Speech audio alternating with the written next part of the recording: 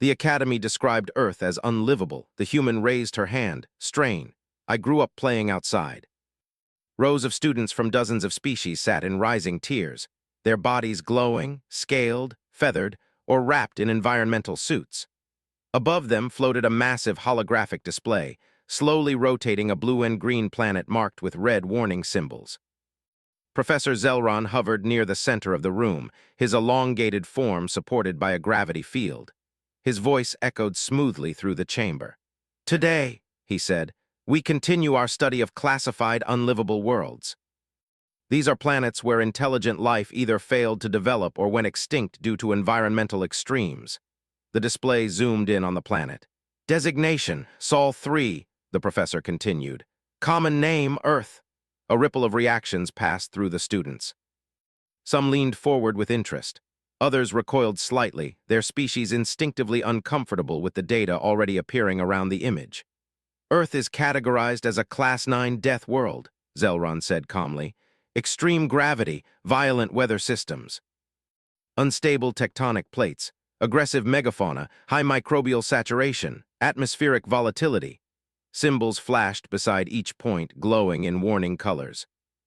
"For most known species," he added, "unprotected exposure to this world would result in injury or death within minutes. Long-term habitation is statistically impossible." A tall, insect-like student clicked its mandibles in disbelief. A soft-skinned avian wrapped its wings tightly around itself. Several students glanced at the single human sitting among them. Alina Ward sat quietly in her seat, hands folded on the smooth desk in front of her. She wore the standard academy uniform, though it fit her differently than the others. Her brown hair was tied back simply, and her expression was neutral, almost thoughtful. The professor continued. "Historical scans indicate constant natural disasters," he said. "Earthquakes, volcanic eruptions, floods, droughts, storm systems capable of leveling population centers. Furthermore, the planet's dominant life forms evolved through competition rather than harmony, resulting in—" He paused as a small motion caught his attention. A hand was raised. It was a human hand. The room went still. Professor Zelron turned slowly. "Cadet Ward," he said, recognizing her. "Do you have a question?" Alina hesitated for a moment, aware of the eyes on her. Then she spoke, her voice clear but calm. Sir," she said, "this is a little strange to hear." The professor tilted his head. "Explain." "I mean," Alina continued, choosing her words carefully, "you're describing Earth like it's impossible to live on, but I grew up playing outside." A low murmur spread through the hall. Several students turned fully toward her now, one gelatinous being rippled in visible confusion. Another student's environmental suit adjusted its pressure settings, reacting to a spike in stress. Professor Zelron stared at her for a long moment. "You are aware," he said slowly, "that anecdotal statements do not override planetary data." "Yes, sir," Alina replied. "I'm not trying to override anything. Some of this sounds worse than it felt." The murmurs grew louder. "Felt," repeated a reptilian student, its eyes widening. The professor raised a limb and the room quieted again. "Cadet Ward," he said, "you are from Earth, correct?" "Yes, sir." "And you lived there for how long?" 19 years, Alina answered. "Before I applied to the Academy." Zelron's eye membranes flickered, processing. 19 planetary cycles, he said. "Without permanent shelter confinement?" Alina shook her head. "No, sir." The professor gestured and the hologram shifted, displaying climate charts and hazard overlays.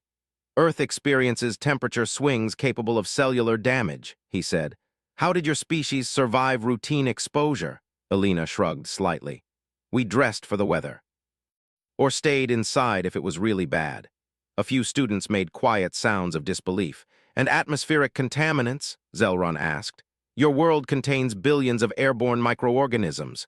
"Yes, sir," Alina said. "We call them germs." Several students recoiled at the word alone. "And you were exposed to them," the professor pressed, "daily?" "Yes, and survived."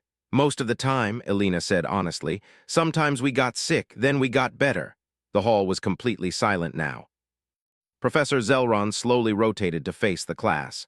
"You see," he said, "why this is difficult to accept." He turned back to Alina. "Cadet Ward, are you suggesting the Academy's classification is incorrect?" Alina shook her head quickly. "No, sir, I think it's accurate.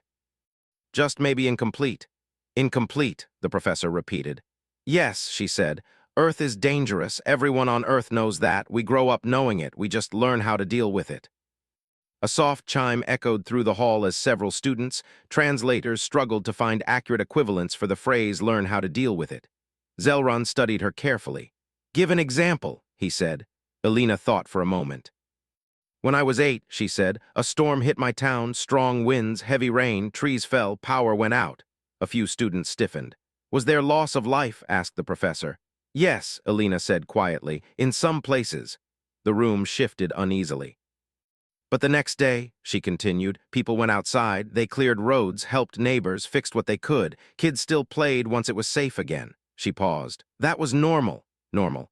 The word echoed strangely in the vast hall. Professor Zelron turned back to the hologram. The red warning symbols now seemed almost louder in their silence. According to Academy metrics, he said slowly, your childhood environment exceeded safe thresholds in multiple categories. Elena nodded. Probably. Yet you display no signs of trauma response, he noted. She gave a small smile. We do have those, just not for weather. A low sound passed through the room, not quite laughter, not quite fear. The professor folded his limbs together. Cadets, he said to the class, this is why primary source perspectives are valuable. However, they must be treated with caution. He looked back at Elena. Cadet Ward, your species evolved under constant environmental pressure, he said. That does not mean the planet is livable by galactic standards. I understand, Elena replied. Then why speak? He asked. She hesitated again, then answered honestly. Because if someone told me a place where I grew up was impossible to live on, she said, I'd feel like they missed something important. Silence filled the hall. Professor Zelron finally nodded once. Very well, he said. In our next session, Cadet Ward will present a supplemental perspective on Earth, not as a challenge to Academy doctrine, but as contextual data. A wave of reactions spread across the students. Curiosity, fear, fascination. Elena let out a quiet breath she hadn't realized she was holding. As for now, the professor continued, we will conclude. The hologram dimmed and the students began to rise, still whispering among themselves. As Elena gathered her things, she caught fragments of conversation. She survived that world? Impossible. What else do humans consider normal?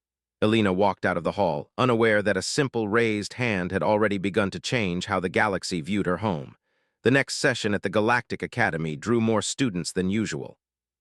Word had spread quickly through corridors and shared networks that a human was going to speak about Earth, not through charts or warnings, but through memory. Elena Ward stood just outside the lecture hall, her hands clasped behind her back. She looked calm, but her heartbeat was faster than normal. She was not afraid of speaking. She was afraid of being misunderstood. Inside, the hall was already filled. Students from departments not assigned to the course had taken seats along the upper tiers. Faculty observers hovered near the walls, their attention carefully hidden behind neutral expressions. Professor Zelron floated near the center, waiting. When Elena entered, the low hum of conversation faded.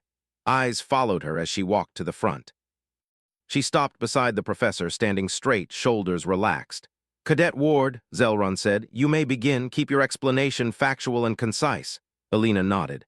Yes, sir. The holographic display activated, showing Earth again. This time the red warning symbols remained, but Elena added something new. Images appeared beside them, children running through grass, people walking in rain, a small neighborhood covered in snow. I'm not here to say Earth is safe, Elena began. Her voice was steady. It is. But safety was never the goal. Living was. A few students shifted uncomfortably. Most humans grow up learning rules about danger, she continued. Don't touch fire, don't swim during storms, watch the sky, listen to the ground. These aren't taught as fears. They're taught as habits. A long, thin-limbed student raised a claw slightly, then stopped, unsure if questions were allowed. Professor Zelron made no move to interrupt. Elena gestured to the image of a playground. This is where I spent many afternoons, she said. The ground was uneven. Sometimes insects bit us. Sometimes we fell and got hurt. The display zoomed in on scraped knees and bandaged arms. When that happened, Elena said, we didn't stop going outside. We learned how to fall better. A ripple of confusion passed through the hall. Explain, said a voice from the upper tier. Elena looked up. We learn how to land, how to protect the head, how to get back up. She paused, then added, most human learning comes from small failures. Professor Zelron's eyes narrowed slightly. According to Academy psychology, he said, repeated exposure to harm increases avoidance behavior. For us, Alina replied, it increases skill. That statement caused several translators to lag, struggling to find equivalents. She moved on, changing the display. Weather patterns filled the air, storms, heat waves, snowfalls. Earth's weather changes a lot, Alina said. Sometimes in dangerous ways, but humans don't expect stability from our planet. We expect warning signs. She pointed to swirling clouds. When the sky looks like this, we prepare, we close windows, we help neighbors, we stay inside if needed. A student covered in smooth blue skin leaned forward. You trust warnings from an unstable system? Alina smiled faintly. We trust patterns. Even chaos has habits. The hall was silent again. She showed an image of a city street after heavy rain, people stepping around puddles, laughing, holding umbrellas. This isn't bravery, Alina said. This is routine, Professor Zelron interrupted. Cadet Ward, your examples focus on survival behavior. What about long-term biological stress? Earth's gravity alone exceeds optimal limits for most species. Yes, sir, Alina said. That's true. She tapped the display and a human skeletal diagram appeared. Our bodies adapted, she said. Stronger bones, denser muscles, hearts that work harder. It hurts sometimes. We get tired, but we rest, then keep going. A murmur spread through the faculty observers. And predators? The professor asked. Your world contains creatures capable of killing humans. Alina nodded.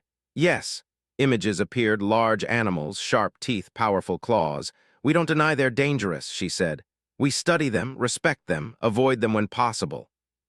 And when avoidance fails? Asked a reptilian student. Alina paused. Then we work together, she said, or we run, or we use tools. She hesitated, then added softly, and sometimes we lose. That answer carried weight. For humans, Alina continued, danger isn't shocking. It's expected. That changes how we react to it. Professor Zelron floated closer. You are describing a species that normalizes constant threat, he said. Alina met his gaze. Yes, sir. That would suggest elevated stress markers across your population, he said. She nodded again. We have those. A few students seemed relieved by that. But we also have joy, Alina added. The display changed again. Laughter, music, people dancing in rain, children jumping into piles of leaves. These moments exist because danger exists, she said. They matter more when they're not guaranteed. The room was very quiet now. A faculty observer finally spoke. Cadet Ward, do humans not seek safer worlds once capable of space travel? Alina thought for a moment. Some do, she said, but many of us miss Earth. Why? The observer asked. Alina looked at the image of the blue planet. Because it feels honest, she said. It doesn't pretend to protect us, it challenges us, and we respond. Professor Zelron folded his limbs. The Academy defines livability as environmental compatibility without constant risk, he said. Humans define it as a place worth adapting to, Alina replied. The words settled heavily in the hall. After the session ended, students surrounded her, not aggressively but cautiously curious. Questions came slowly at first. Did you truly go outside without protective gear? Asked one. Yes, Alina said. Did you ever fear the sky? Asked another. Sometimes, she replied. Usually we admired it. Did you know people could die? Asked a third. Yes. Why continue? The student pressed. Alina answered simply, because life didn't stop. Across the room, Professor Zelron watched her. Data streamed across his private display, biological resilience metrics, psychological adaptability scores, historical survival curves. They did not match existing models. Later that day, in a closed faculty chamber, Earth's file was reopened. It may not be unlivable, one observer said carefully. It may be, another replied, but only for those unwilling to change. Professor Zelron remained silent. Back in her quarters, Alina sat by the window, looking out at the artificial stars of the station. She wondered if she had said too much or not enough. She did not know that the Academy had just approved a proposal, one that would test Earth not through theory, but through experience. And this time they would not observe from orbit. The transport ship entered Earth's orbit in silence. Inside, the observation team sat strapped into their seats, surrounded by soft warning lights and quiet alarms. Every system display showed the same message in different forms: environmental risk detected. Elena Ward sat near the front, hands resting calmly on her knees. To her, the blue planet below looked familiar and distant at the same time. Clouds moved slowly across the surface, white and peaceful from space. For the others, it looked like a threat. Professor Zelron floated slightly above his seat, his gravity field adjusted tighter than usual. Around him were 5 selected observers from different species. Each wore specialized suits, layered with protection, filters, and adaptive systems. Atmospheric instability increasing, reported one observer, their voice tight. Microbial density exceeds acceptable limits. That is normal, Elena said gently. Several heads turned toward her. Normal, repeated a feline-like observer, disbelief clear in their tone. Yes, Elena replied. You'll see. The ship began its descent. The hull vibrated as it entered the atmosphere. Heat built along the edges and warning lights brightened. One of the observers gripped their restraints. The planet is attacking us, they said. Elena almost smiled but stopped herself. No, she said, it's just welcoming you. The ship broke through the clouds and the world below came into clear view, green forests, blue rivers. Gray cities. The landing zone was a wide field near a human settlement, chosen for its mild climate and low population density. As the ship touched down, a sudden gust of wind rocked it sideways. Several alarms sounded at once. Wind shear detected, someone shouted. Elena remained seated. It's okay, she said. That happens. Professor Zelron said nothing, but his focus sharpened. When the doors opened, the first thing that entered the ship was air, unfiltered, thick with life. The observers froze, sensors flared red. Atmospheric breach, one suit announced automatically. Elena stood and stepped forward. It's safe, she said, for me at least. She took a deep breath. The observers watched in silence as nothing happened. Elena did not collapse, she did not cough. Her heart rate stayed steady.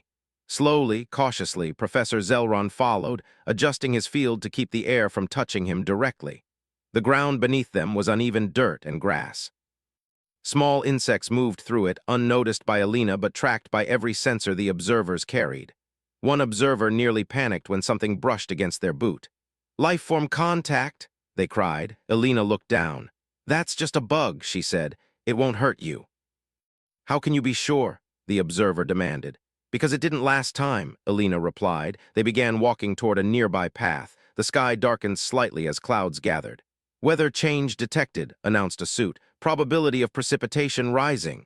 Elena glanced up. Might rain, she said. You should close your outer vents. The observers did so immediately. A few minutes later, rain began to fall, light at first, then steady. Drops hit Elena's face and hair. She did not react except to brush wet strands away from her eyes. The observers stared. You are allowing liquid impact on your skin, said one. Yes, Elena said. It feels nice. Lightning flashed in the distance. Thunder followed, low and rolling. Several observers flinched. Elena paused, listening. Storm's still far, she said. No danger yet. How do you know? Professor Zelron asked. Elena pointed. Sound delay, cloud shape, wind direction.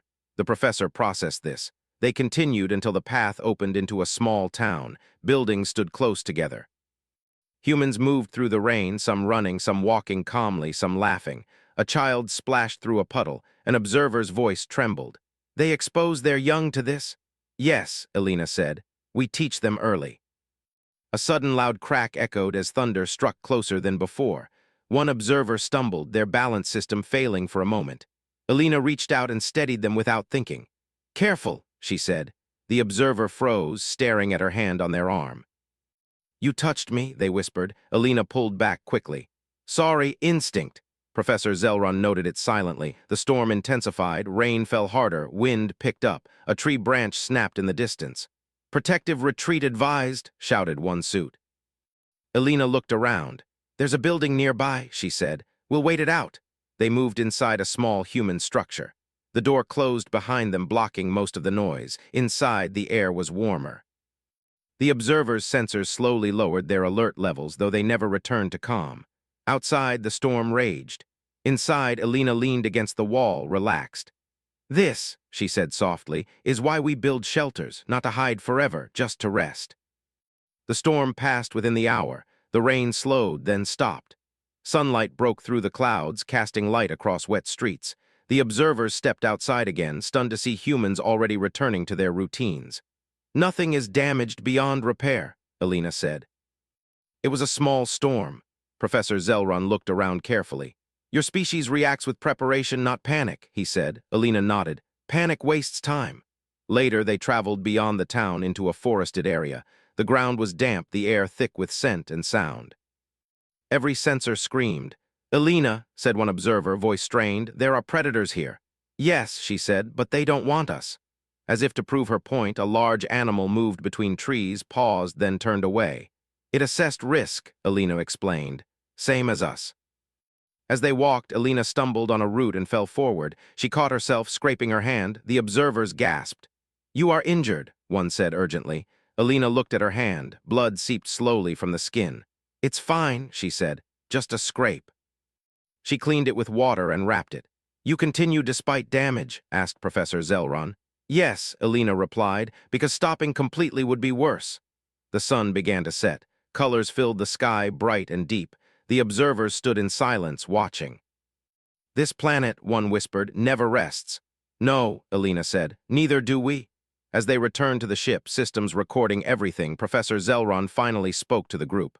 "Earth is not passively hostile," he said. "It is actively demanding." He looked at Alina. "And humans," he added, "have answered that demand." Back in orbit, the observers removed their suits, exhausted. Data streamed endlessly into Academy archives. It showed something unexpected. Humans were not surviving despite Earth. They were surviving because they had learned to live within it. And the Academy would never see the word unlivable the same way again. When the observation team returned to the Galactic Academy, the station felt different. The corridors were the same, the lights steady and calm, the air carefully balanced. Yet something invisible had shifted. Data from Earth flooded the Academy systems. Charts, recordings, biological readings, behavioral patterns. Every department requested access. Every model struggled to adjust. Alina Ward walked through the halls quietly, unaware that her home world was now the most discussed subject in the station. Professor Zelron entered the High Council chamber alone. The room was circular, with floating platforms arranged in layers. Senior scholars and analysts from many species waited, their forms still and attentive. "You have returned," said the council speaker. "Present your findings." Professor Zelron activated the central display. Earth appeared again, but this time without warning symbols. "Our mission was to test Earth's livability through direct exposure," he began. "By Academy standards, the planet remains hostile." Several council members nodded. "However," he continued, "our standards assume life seeks stability above all else." The display shifted, showing Alina guiding the team through rain, storm, forest, and town. "Humans do not," Zelron said. "They seek continuity. When the environment changes, they change with it." A murmur spread across the chamber. "One cadet does not represent an entire species," a council member objected. "Agreed," Zelron replied. "That is why we cross-referenced historical data." Images of human history appeared. Cities rebuilt, migrations across harsh land, cultures adapting to deserts, ice, mountains, and seas. "Where other species avoid," he said, "humans remain. Where survival is uncertain, they establish routines." The council speaker leaned forward. "Your conclusion." "Earth is not unlivable," Zelron said. "It is unwelcoming." Humans answered by becoming resilient. Silence followed. "And the cost?" another council member asked. Zelron paused. "High," he admitted. "Humans experience loss, injury, and grief." He changed the display again. "This time laughter, art, music, small moments of joy, but they balance it," he said. "They value life precisely because it is fragile." The council conferred quietly. Later that day, the Academy hosted a final assembly. Students filled the great hall, their attention focused on the central platform. Alina stood beside Professor Zelron once more, feeling smaller than ever. "Cadets," the professor began, "today we revise an established classification." The display lit up. "Sol 3 Earth," he said, "will no longer be listed solely as an unlivable world." Gasps echoed. "It will be reclassified under a new category," he continued. "Adaptive world, human compatible." The words settled slowly.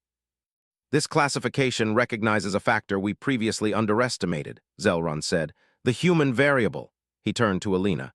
"Cadet Ward," he said, "your raised hand changed how the Academy understands life." Alina flushed slightly.